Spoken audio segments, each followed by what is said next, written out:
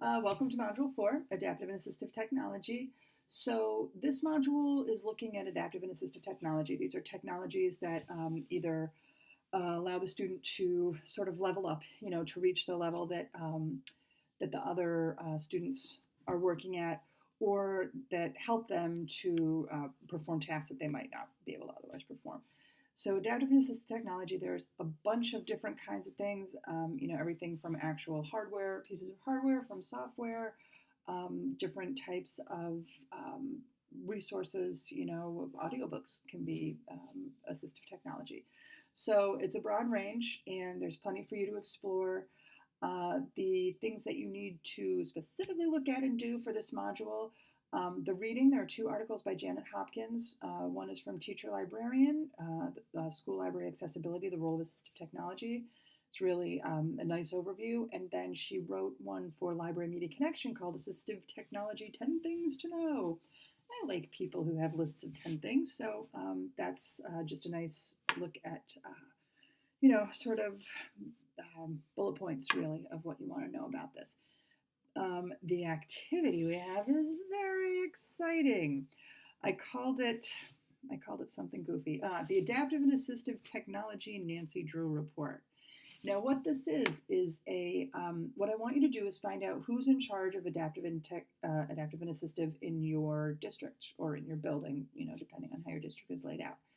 When I went to find out, people seemed shocked that I was asking, and it wasn't before I started teaching adaptive and assistive for the technology course that I teach at Salem.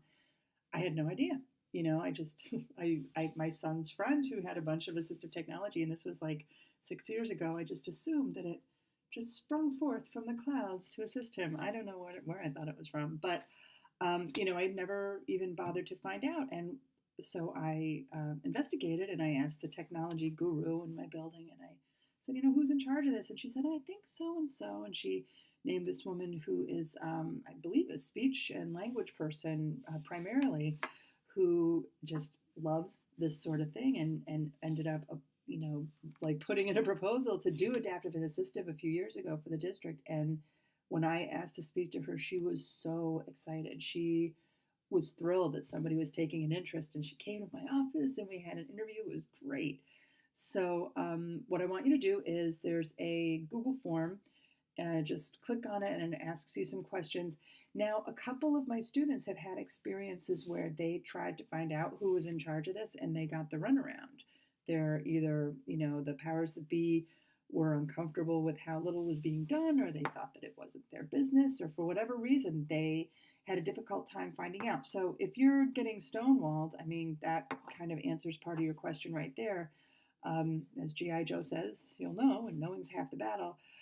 So what I want you to do is, for everybody, even if you have a great program at school, what I want you to do is come up with a secret code name for this form. Because don't put your real name, because I do want everybody to be able to look at the responses to sort of see, where you fall. It's nice to get a sort of a beat on the topic. So I want everybody to be able to look at the responses, but I don't want anyone to feel like they're embarrassing their school district or bragging about their school district. So pick a secret code name and email it to me with your module, not synopsis, what is it called? Your response piece. So just in your response, make sure you tell me what your secret code name is, and feel free to use it in other aspects of your life. And then fill out the form.